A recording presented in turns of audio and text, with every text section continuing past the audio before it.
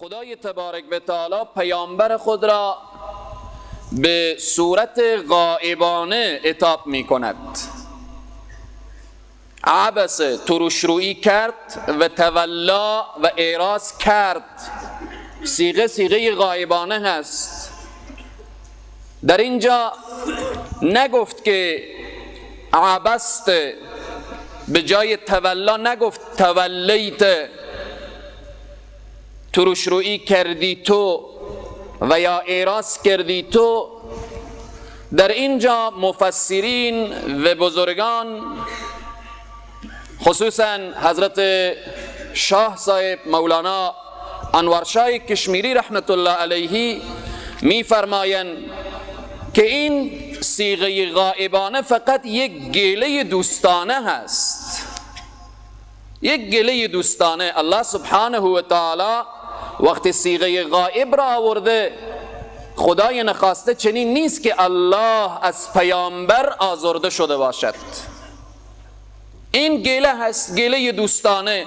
و بعد می فرمایند این اعزاز متکلم و کمال شرف مخاطب را نشان می دهد که الله سبحانه و تعالی فرمودن عبس و تولا ان جاءه الاعمی، به سبب اینکه آمد او، یعنی به نزد پیامبر کی؟ اعما، شخص نابینا، که شأن و نزولش در هفته گذشته بیان شد که عبدالله ابن ام مکتوم به خدمت رسول الله صلی الله علیه وسلم آمد و همان جلسه که برگزار بود.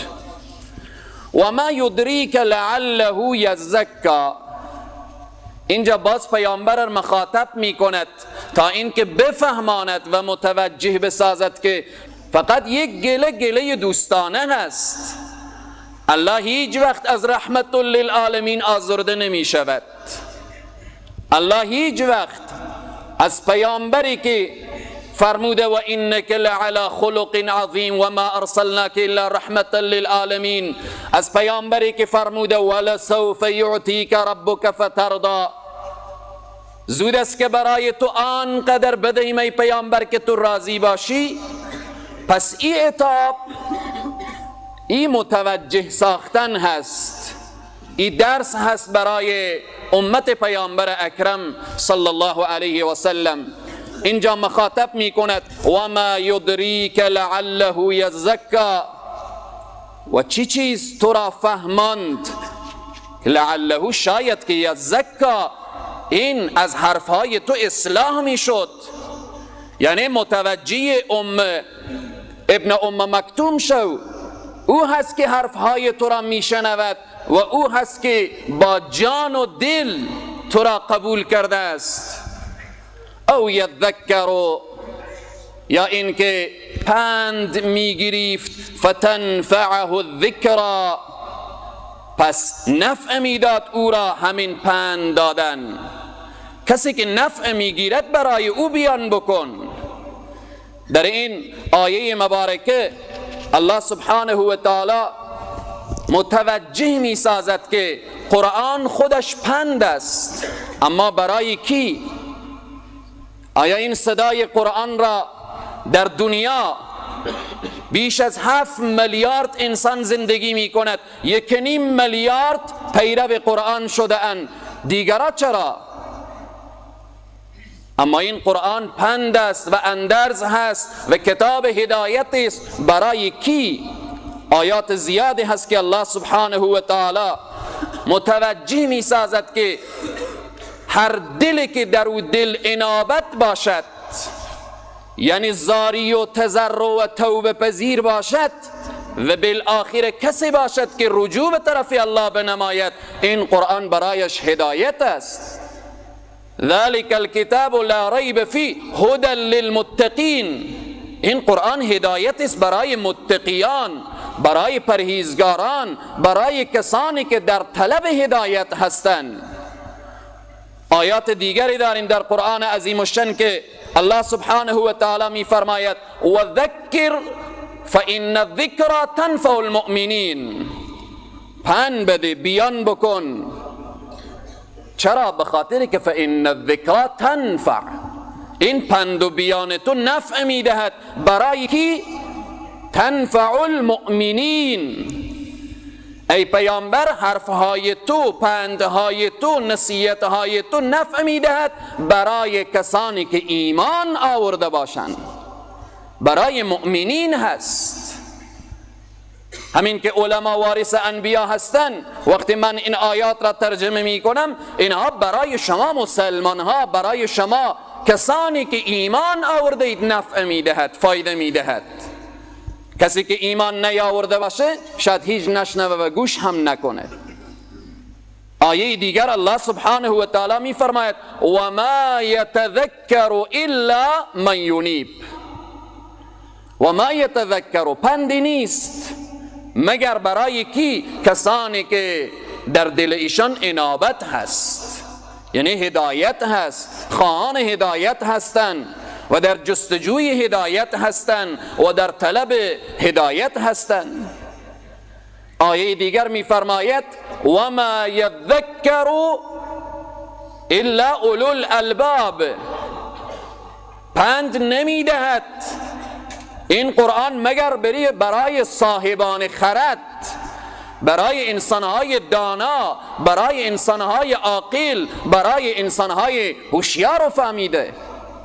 یعنی ای محمد، این ابو جهل و این عتبه و این شیبه و این امیه که در جلسه تو نشسته است، اینها پند و موعظه قرآن را گوش نمی کنن. متوجه باش به این نابینای محروم، متوجه باش که این کسی که برای ما دل داده و عاشقانه ما را عبادت می کند و این کسی هست که با ما دست دوستی دراز کرده و با ما ایمان آورده. در این آیه مبارکه الله سبحانه و تعالی می فرماید و ما یدریک لعله یزکا. چی چیز تو را فهمان لعله یزکا؟ شاید که این اصلاح شود با حرفهای تو، او یذکر، یا پن میگیرید، فتنفعه الذکرا، پس نفع میداد این بیان تو و این موعظه تو. اما من استغنا، اما این ابو جهل متکبر، این امیه خودخواه و این عتبه از خدا بیخبر و این شیبه که نعمت الله را فراموش کرده، حرفش چیست؟ این است که اما من استغنا، اینها بینیازی نشان دادن، اینها متوجه الله نشدن. فانت له تصدا، و تو ای پیامبر برای فانت، پس تو برای او چه کار میکنی؟ تصدا، در فکر میفتی. ابو جهل به فکر الله نیست، تو به فکر از او هستی. امیه و عتبه و شیبه به فکر الله و دین الله و عبادت الله نیستن، تو متوجه آنها هستی. و ما علیک الا یزکا، و الزامی نیست بر تو ای پیامبر این که اینها تزکیه نشوند. اگر ابو جهل هدایت نشد پیامبر مسئولیت ندارد، اگر امیه و عتبه هدایت نشد پیامبر مسئولیت ندارد. پیامبر فقط ابلاغ کرد، رساند. بارها و بارها از این منبر گفتیم که سود و قمار و رشوه و اینا حرام هست. به گوش هر انسانی که رسیده و هنوز سود در ادامه داده، قمار در ادامه داده، رشوه در ادامه داده، حالا ما چی مسئولیت داریم؟ این آیه مبارکه می فرماید و ما علیک، برای تو الزامی نیست، یعنی حتمی نیست، الا یزکا، این که اینها تزکیه نشوند، پاک نشوند. بنان این آیه مبارکه اشاره می کند که و اما او کسی که جاءک آمد تو را کی؟ عبدالله ابن ام مکتوم نابینا اسازده آمد یسعی شتابان به طلب ایمان، به طلب علم، عاشقانه آمد و هو یخشا، حالان که می ترسید از ذات اقدس الهی. مفسرین می فرمایند که ارتباط به یخشا از خدا می ترسید. بعضی از مفسرین می فرمایند که عبدالله ابن ام مکتوم می ترسید از این که وقتی از خانه تا مسجد می آمد او را کفار و مشرکین اذیت می کردن. از اذیت‌های کفار میترسید، از اینکه نابینا بود به یک چای چغور بالاخره نیفته، از اینها میترسید. با همه این ترس، با همه مشکلات، ولی شتابان میآمد به طرف تو. فانت عنه تلها، پس تو از این عبدالله ابن ام مکتوم تلها، غافل میشی، متوجه این نمیشی. این آیات وقتی که نازل میشه، پیامبر اکرم صلی الله علیه و سلم بعد از نزول این آیه هر وقت که عبدالله ابن ام مکتوم را میدیدن، پیش رویش بر میخواستن، ردای مبارک را زیر پایش میگذاشتن که خدا مرا به خاطر این عتاب کرده و مرا متوجه ساخته. این آیه مبارکه کلا میفرماید نباید چنین کرد، باید چنین نمی کردی ای پیامبر. انها تذکیره، هر آینه اینها این آیات قرآن یا این سوره تذکیرتون، اینها پند است، موعظه است. برای کی؟ فمن شاء، برای کسی که بخواهد، ذکره، کسی که بخواند. خیلی نکته مهمی هست، کسی که قرآن بخواهد و بخواند، قرآن برایش موعظه هست. کسی دنبال دین نرود، کسی که دنبال اسلام و قرآن نرود. الان مثلا تو برادری که به این هوای سرد آمدی، به خانه الله نشستی و یک برادری که غافل نشسته هست، آیا مزد و ثواب تو و او برابر هست؟ تو در طلب هدایت بیرون شدی، او هم همین پا را داشت، چشم را داشت، الله سبحانه و تعالی عقل را برایش داده بود. شاید الان انسانهای غافل نشسته باشه و بالاخره هیچ متوجه نماز جمعه هم نباشه، اما تو برادر مسلمانی که به نماز آمدی، خودت راه هدایت را انتخاب کردی.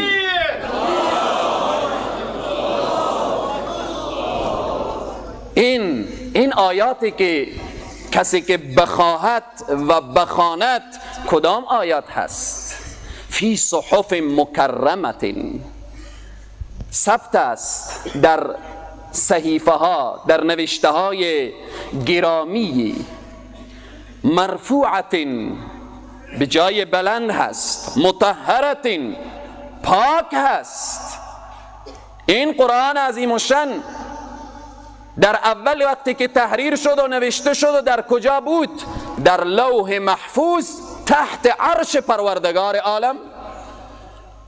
مرفوعت، مطهرت، پاک است. یعنی چی؟ یعنی دست به این قرآن انسانهای ناپاک، کسی که جنوب هست و بیوضو هست و در حالت حیض و نفاس هست و خلاصه کسی که ناپاک هست نمیتواند با این قرآن پاک دست بزند. مرفوعت، مطهرت، بأیدی سفرت کرام برره، بأیدی، به دستان نویسندگانی، کرامین که اونها بزرگ منش هستند، بزرگ هستند، برره، نیکوکار هستند. مراد از بأیدی سفرت کرام برره کیا هستند؟ فرشتگان، فرشتگانی که قرآن را از لوح محفوظ گرفتند و آوردند، یا فرشتگانی که قرآن را در لوح محفوظ ثبت کردند. بعضی از مفسرین میفرمایند که مراد از این بأیدی سفرت کرام برره، مراد از اینها انسانهایی که فرشته خوی بودند در روی زمین. کیها؟ اصحاب پیامبر اکرم صلی الله علیه و سلم. بأیدی سفرت کرام برره، اصحاب پیامبر، خصوصا دیگر کی؟ کاتبان وحی. بأیدی سفرت کرام برره، به دست نویسندگانی که، الله اکبر، یکی را نام میگیرم از کاتبان وحی که این آیه او را گرامی و بزرگ معرفی میکند، حضرت معاویه رضی الله تعالی عنه هست. حضرت معاویه کاتب وحی است. مفسرین میفرمایند که مراد از بأیدی سفرت کرام برره، اینهایی که نویسندگان این کلام هستند، و اینها کسانی که کرامین بزرگ منیش، شخصیت های والا و بالا، برره نیکوکار، اینها کاتبان وحی کلام الهی هستند. قتل الانسان ما اکفره. از این آیه مبارکه انسانهای ناسپاس را بیان می کند که ای ابو جهل، ای ابو لهب، ای عتبه و شیبه و امیه، اینهایی که نام میگیرم اینها در جلسه رسول الله صلی الله علیه وسلم بودند. قتل الانسان ما اکفره. در اکثر جاهای قرآن می توانیم تا حتی نزدیک به کل بگیریم، هر جا لفظ قتل می آید به معنای لعنه می شود. قتل یعنی کشته شد، اما لعن لعنت شد. کدام انسانها؟ انسانهای ناسپاس، انسانهایی که نعمت الله را نشناختن. قتل الانسان، هلاک باد، لعنت باد، کشته باد از برای انسانی که ما اکفر، چقدر این ناسپاس هست و کفران نعمت می کند. به راستی هم که چقدر انسانهای بدبختی بودن که منعم حقیقی را نمی شناختن. انسان چرا کبر کنه؟ کبر با کبریا می زیبد، نه برای انسانهایی که اگر به اصل خود نگاه کنن این آیه اصل را هم معرفی می کند، اصل انسان را هم. حضرت امام حسن بصری رحمت الله علیه می فرمایند چگونه انسان تکبر می کند، چگونه متکبر می شود؟ کسی که از راه بول 2 مرتبه بیرون شده است. یک لحظه فکر کنه، جایی به کبر نمی ماند. امام حسن بصری می فرمایند یک مرتبه از راه بول پدر به شکل منی و مرتبه دیگر از راه بول مادر در وقت تولد. امام حسن بصری میگه ای انسان یک لحظه فکر کن. این آیه مبارکه متوجه می سازد که ای انسان، کبر برای تو نمی زیبد. اگر قلب سالمی داشتی، قلب خاشعی داشتی، اخلاص کاملی داشتی، ارتباط با الله برقرار بود، ارزش داری. مگر در غیر از او اگر ایمان و اخلاص و تقوا در وجود نبود؟ اولئک کالانعام بل هم اضل. انسان تبدیل می شود به یک چارپا، به یک حیوان. بل هم اضل، بلکه از هم پستر می شود. درست است، 2 تا پا داره، دست داره، چشم داره، گوش داره، راه میره، در روی زمین می نشینه، مانند دیگر انسان ها می خوره، حرف می زنه. اما قرآن میگه بعضی از انسان ها از حیوان هم پستر می شوند. اولئک کالانعام. ببینیم در قرآن مثالی که انسانهای پستر میزنه، خدای تبارک و تعالی وقت انسانهای پستر بیان میکنه میگه مثله کمثل الکلب. کلب چی است؟ مثل از این مثل مثل سگ. مثله کمثل الحمار، مثل خر.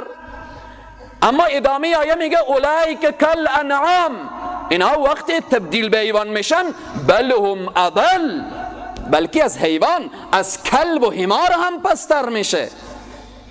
به این است که این آیه مبارکه متوجه میسازد که لعنت شده آن انسانی که کفران نعمت میکند، نعمت الله را نمیشناسد، اصلیت خود را فراموش کرده. این آیه میگه با ابو جهل و ابو لهب و امیه و عتبه و شیبه بگو که من ای شیء خلقه، از چی چیز آفرید الله شما را؟ شما را از چی آفرید که عبدالله ابن ام مکتوم را نیافرید؟ چی شده تو ابو جهل را که ابو جهل میگفت به یک شرط ایمان میارم که باید بلال و صهیب و اینها از دایره اسلام بیرون بشن. جلسه ای که بلال و صهیب و سلمان فارس نشسته باشه، میگفت من ابو جهل بیایم در کنار این غلامان بنشینم؟ الله سبحانه و تعالی میگه بگو من ای شیء خلقه، از چی چیز شما را الله خلق کرد که شما کبر میکنید؟ غرور و تکبر شما و خودخواهی شما جهان را گرفته. از چه چیز؟ الله میگوید من ای شیء خلقه، از چه چیز آفرید او را؟ من نطفه، از یک نطفه، از یک قطره آب. خلقه، خلق کرد او را. فقدره، بعد از آن چه کار کرد؟ اندازه کرد او را. ارتباط به قدره، مفسرین میفرمایند ترتیب اعضا به اسلوب خاص هست. یک لحظه انسان فکر کند که الله سبحانه و تعالی این انسان را به چه زیبایی، به چه اندازه زیبایی الله خلق کرده. همین دستی که من و شما مشاهده میکنیم 5 انگشت داره، یکی بلندتر و یکی کوتاه‌تر. اگه اینها همه برابر می بود خیلی انسان به مشکل گیر میکرد. اما خدای تبارک و تعالی به همه اندازه، قد، قامت، چقدر این اندازه الله قرار داده. تا سن 25 ساله و 30 ساله میبینیم طفل رشد میکنه. اگر به رشد کتاب 25 و 30 انسان داره، همین رشد تا 70 سالگی داشته باشه، چگونه قد و قیافه خواهد کرد؟ این الله سبحانه و تعالی میگه خلقه، آفرید که او را. فقدره، اندازه کرد. ترتیب اعضا به چی؟ به اسلوب خاص، به یک روش خاص. این کار الله است. یا اینکه وقت طفل در بطن مادر قرار میگیرد، در بطن مادر وقت قرار گرفت، بعد از اینکه نطفه هست علقه می شود، بعد از علقه مضغه می شود، بعد از مضغه روح می آید. یا ایها الناس، آیه مبارکه هست که من نطفه من علقه ثم من مضغه مخلقه و غیر مخلقه. اول نطفه هست، بعد علقه می شود، باز مضغه هست، به همین ترتیب روح داده می شود. همه ما و شما این مراحل را طی کردیم. همه انسان ها. الله سبحانه و تعالی وقتی که این انسان در بطن مادر زنده می کند، فقدره، اندازه می کند او را. یعنی چی؟ یعنی 4 چیز ملک می رود آنجا می نویسد. 4 چیز چیست؟ چگونه و چی کاری در دنیایی انجام می دهد، چقدر عمر می کند، چقدر روزی برایش داده می شود، و 4م این که این سعید است یا شقی، خوشبخت است یا بدبخت. این 4 چیز در بطن مادر. خلقه فقدره ثم السبیل یسره، پس از آن راه را بر وی آسان می کند. الله سبحانه و تعالی نعمتها را یکی پی از دیگر را بیان می کند که این انسانهای ناسپاس، انسانهایی که کفران نعمت می کنند، اینها متوجه باشند که نعمتهای الله سبحانه و تعالی چقدر برای اینها رسیده. ثم السبیل یسره، مفسرین می فرمایند ثم السبیل یسره ای یسر علیه سبیل الخروج من بطن الام. وقتی که از مادر تولد می شود، الله این راه را برایش آسان می کند. این طفل به فرمان الله به دنیا می آید. باید ابو جهل، ابو لهب و امیه و شیبه و عتبه باید متوجه باشند از همان راهی که اینها به دنیا آمدن، از همان راه خلاصه انسانهای مظلوم و محروم و مستضعف و اینهایی که به نظر ندارن، همه از یک راه. ثم السبیل یسر. انسانهای متکبر، انسانهای خودخواه و انسانهایی که غرور دارن و مستضعفین و مظلومین را مد نظر ندارن، آیا اینها از ران مادر به دنیا می آین؟ که نمی آین. آیه مبارکه است ثم السبیل یسره. اطباء خوب می دانند وقت طفل در بطن مادر هست، این آیه مبارکه که می گوید بعد از آن که این نطفه در بطن مادر قرار گرفت، از نطفه به علقه و علقه مضغه و بعد از مضغه تبدیل به یک طفل شد، ثم نخرجکم طفلا. حالا وقت بیرون شدن، اطباء میگویند که سر طفل رو به طرف سینه مادر هست، پا رو به طرف پایین هست. اما نزدیک تولد که می شود، ناگه طفل خود را دور میدهد. ثم السبیل یسره، این کار خدا هست. ثم السبیل یسره، اطباء میدانند که اگر این طفل نچرخد و سر به پایین نیاید عواقب خطرناکی دارد.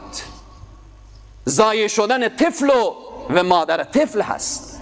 این خدا هست که برای این طفل به بطن مادر آواز میدهد که بگردان خود را، دور بده. ثم السبیل یسره،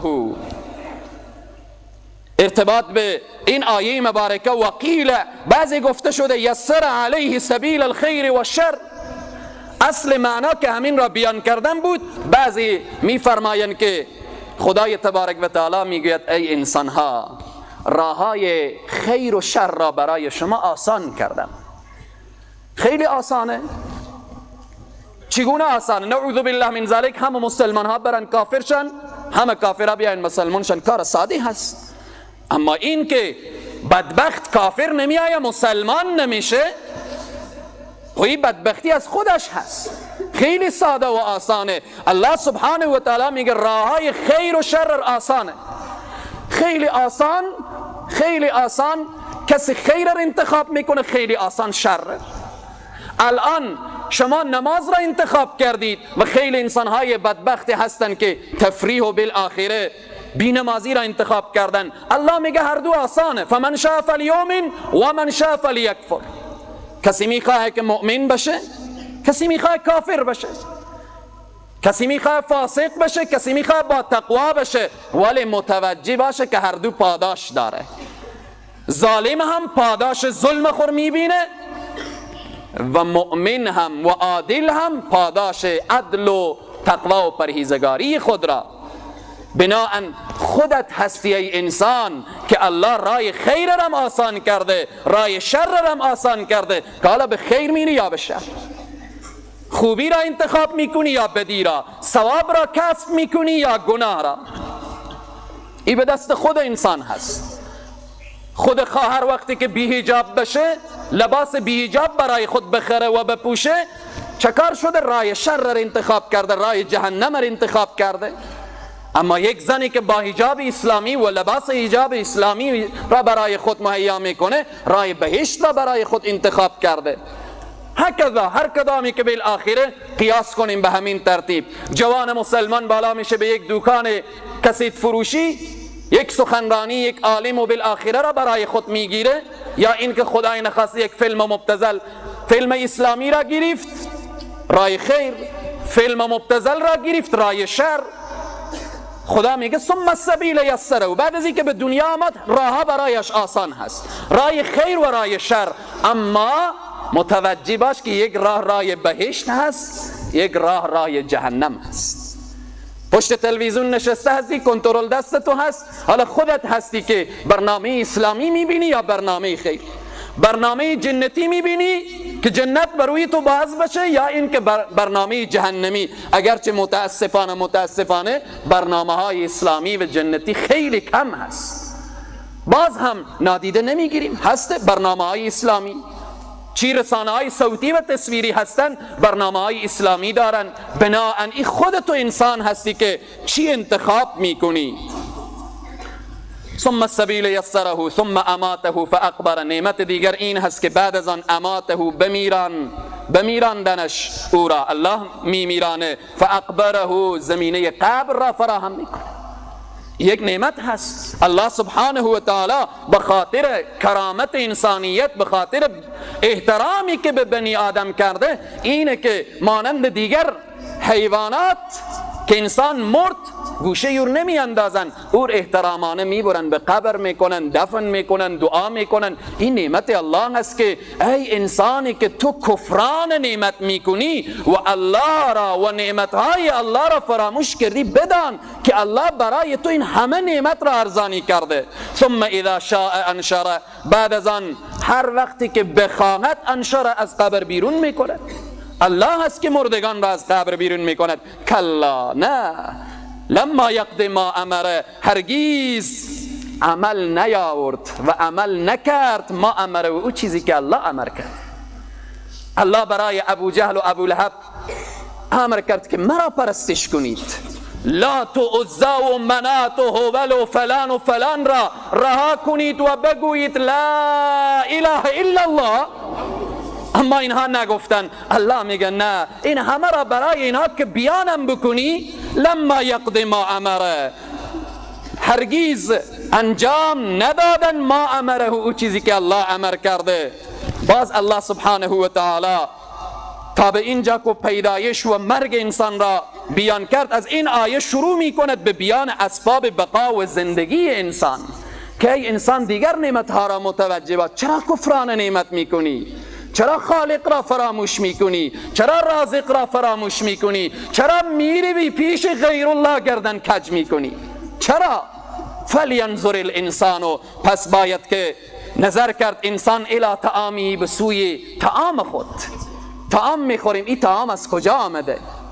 انا صببنا الماء صبا، الله میفرماید ما ریختاندیم آب را به یک ریختنی. ثم شققنا الارض شقا، ما باز شگافتیم زمین را به یک شگافتنی. گیاهی با این ضعیفی زمین را میشکافه، بیرون میشه. دانه گندم وقتی به زمین پاش میدیم، وقتی سر بیرون چقدر ضعیفه، اما زمین را میشکافه. این توان داره؟ فکر کن که این به قدرت الله هست. الله میگه این گیاه ضعیفی که زمین را میشکافه و سر بلند میکنه، این را ما دستور دادیم. ثم شققنا الارض شقا فانبتنا فیها حبا، پس رویاندیم در آن دانه های و عنبا و انگورهای رنگارنگ نوش جان میکنی، ولی متوجه نشدی که ای از کجا هست. و قضبا، و سبزیجات رنگارنگ را تناول میکنی ولی ندانستی، اما میری پیش لات، پیش عزا، پیش منات، پیش غیر الله سرخم میکنی. چقدر انسانهای بدبخت و شقیه هستند که رب خود را فراموش کردن، خالق خود را فراموش کردن. و قضبا، سبزیجات، و زیتون و نخلا و خرما و حدائق و باغهایی که غلبا پر از درخت هست، و فاکهتا و میوههای، و ابا، علفچرها. الله میگه تنها برای شما ما نعمت ندادین، و ابا، علفچرها. این بارانی که این روزها آمد، اینها در دشت و کوه بارید به خاطر کی؟ متاع لکم، اینها متاع است برای شما، ولی انعامکم، برای گوسفندان شما، برای حیوانات شما، برای شتران شما، و خلاصه برای چارپایان شما. الله غم اینها همه را خورده، ولی انسان کفران نعمت می کند. بعد می فرماید که ای انسان ناسپاس، در دنیا هر ناسپاسی متوجه اول خود که در بطن مادر چگونه بودی نشدی، چگونه آمدی نشدی، و چگونه زندگی کردی و نعمت برای تو رسید نشدی. اما متوجه باش که آخری هم هست، متوجه باش که آخری هم هست. آخر چی وقت است؟ فاذا جاءت الصاخه، آن هنگامی که او لحظه می آید که گوش خراش هست. قیامت را به دست کم بر نداریم، صحرای محشر را به دست کم بر نداریم. خیلی سخت سروران عزیز و بزرگوار. آیه مبارکه اول سوره حج می فرماید یا ایها الناس، ای مردم، یا ایها الناس اتقوا ربکم، بترسید از پروردگار خیش. یا ایها الناس اتقوا ربکم ان زلزله الساعه شیء عظیم، همان زلزله قیامت، تکان دهنده قیامت، انفجار قیامت یک شیء عظیم هست. الله چقدر بزرگ هست. این عظیمی که الله میگوید خدا بهتر میداند چی لحظه خواهد بود. و بعد میفرماید شیء عظیم یوم ترونها تذهل كل مرضعة اما ارضعت وتدع كل ذات حمل حملها وترى الناس سكارى وما هم بسكارى ولكن عذاب الله شدید. هنگامی که قیامت به پا می شود، طفل چقدر عزیزه، طفل در سینه مادر هست، مادر طفل را به او طرف دور می اندازد. تذهل كل مرضعة اما ارضعت و تدع كل ذات حمل حملها. و زنهایی که حامله همه سقط جنین می کنن. اینها چیست؟ حملت حملها ذات حمل، آیه مبارکه تذهل كل مرضعة اما ارضعت و تدعو كل ذات حمل حملها و ترى الناس سکارا. فکر میکنی که مردم ها همه مستن و ما هم بسکارا، مست نیستن، ولکن عذاب الله شدید، عذاب خدا سخت است. القارعه ما القارعه، چقدر؟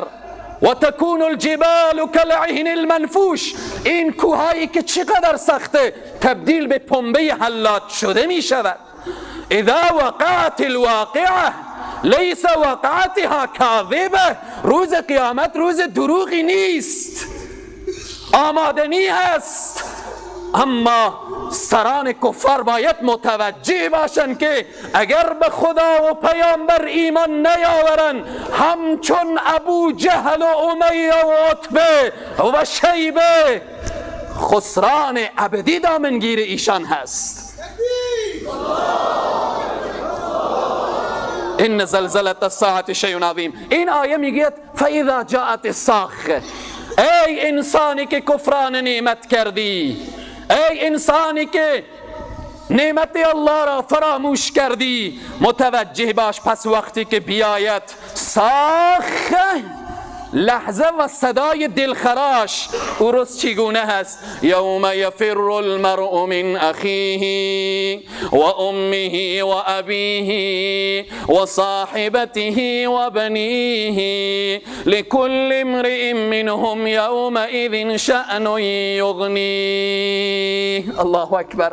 او روز فرار میکند از کنار شخص، فرار میکند مرد، فرار میکند شخص من اخیه، از برادر خود، از کنار این برادری که عزیز تو هست، این برادری که او را چقدر دوست داری، به صحرای محشر از کنارش فرار میکنی. و امه، و فرار میکند از کنار مادر خیش، و ابیه، از پدر خود، و صاحبته، همچنین از کنار همسر خود. زن از کنار شوهر فرار میکند و شوهر از نزد همسر فرار میکند، و بنیه، و فرار میکند از کنار اولادها. لکل امرئ، از برای هر شخص از ایشان در آن روز شأن یغنی، حالتی هست که همان حالت اونها را فقط مشغول و بینیاز دارد، به دیگر کسی سر و کار نمیگیرد. اما در آن روز انسانهای شایسته، انسانهای نیکوکار، همچون عبدالله ابن ام مکتوم و پیروانش که الحمدلله من و شما هستیم، پیروان واقعی رسول معظم اسلام، کسی که میگوید لا اله الا الله محمد رسول الله. تو برادری که به یه هوای سرد آمدی، و تو خواهری که آمدی، و تو موسفیدی که از لحظاتی که در آنجا به خاطر الله نشستی، میدانی به این اخلاص و این پاداش به صحرای محشر چگونه میایی؟ وجوه در آن روز یومئذ، روحایی که در آن روز مسفرتون، تابان هست، ضاحکتون، خندان هست، مستبشرتون، شادان هست. برای مسلمان واقعی به صحرای محشر وقتی که حاضر میشه، چهرهش نورانی، شادان، خندان، مسرور، خوشحال و خوشوقت است. در دنیا اوامر الله را درست به جا کرده، نواهی الله را درست ترک کرده، اطاعت از الله کرده و فرمانبرداری رسول الله را نموده. به صحرای محشر می آیه در آن روزی که وجوه یومئذ، روحا در آن روز مسفرتون، تابان هست، ضاحکتون، خندان، مستبشرتون، شادان. اما انسانهای بدبخت، انسانهای شقی، پیروان ابو جهل و ابو لهب و امیه و عتبه و شیبه، خیلی دل آدم به کفار می سوزد. اما ما و شما هم دعا کنیم خدا آخر ما را خوب بگردانه. لحظاتی که از دنیا میریم، ای الله آخرین کلام ما را لا اله الا الله محمد رسول الله بگردان. برای کفار خیلی سخته. و وجوه، و روحایی که یومئذ در آن روز علیها، بر آن روحا غبره، سیاهی هست، تاریکی هست، زشتی هست. کفار در آخرت بسیار روحای زشت و سیاه دارن، او کفرشان به سیاهی تبدیل میشه. ترهقها قطره، بر علاوه که روحایشان سیاه است، اعمال کفری که انجام میدادن ترهقها در برگیرنده است، فروگیرنده است، اطرافشان را قطره سیاهی، یعنی سیاهی بر اونها غالب میشه، اطرافشان همه تاریک هست. اینها کیا هستن؟ اولئک هم الکفره، این گروهی که سیاه روین، اطرافشان تاریک هست، کسانی که نعمت الله را نشناختن، نعمت را الله داده و رفتن از غیر الله تشکری کردن. اولئک هم الکفره، اینا کفار هستن. و اولئک هم الفجره، اینها فاجره هستن. وقت ما تمام شد. به طور خلاصه کفره کی هست و فجره؟ انسانهایی که عقیدیشان خراب باشه، اینها کفره هستن. مثل یهود که عزیر ابن الله میگه عزیر بچه خدا هست. مثل مسیحیا که میگه مسیح ابن الله، مسیح بچه خدا هست. یا این که به خدا چیزی شریک گرفتن، این عقیده خراب میشه. بنابراین اولئک هم الکفر. اما فاجر چی شخصی هست؟ کسی که عقیده خوبی داره اما اعمال کفریه انجام میده. وقتی اعمال کفریه انجام داد، این انسان هم اگر توبه نکنه به صحرای محشر در کنار کفار روش سیاه هست و اطرافش هم تاریک هست. این بود سروران عزیز و بزرگوار به طور خلاصه و فشرده بحث سوره عبس و تولا بود که پیامهایش من انشاءالله که این سوره چی پیامی داره برای دنیا، برای جهانیان، برای همه. انشاءالله به هفته آینده پیامهای این سوره مبارکه را بیان میکنیم. الله سبحانه و تعالی ما و شما را به صحرای محشر از جمله گروهی بگردانه که وجوه یومئذ مسفرة ضاحکة مستبشره باشه. خدای تبارک و تعالی در آن روز روحای همه ما و شما را سفید بگردانه. اللهم اغفر موتانا و موت المسلمین و سلم مسافرنا و مسافر المسلمین واشف امراضنا و امراض المسلمین واقض حاجاتنا و حاجات جميع المؤمنین برحمتك یا ارحم الراحمین.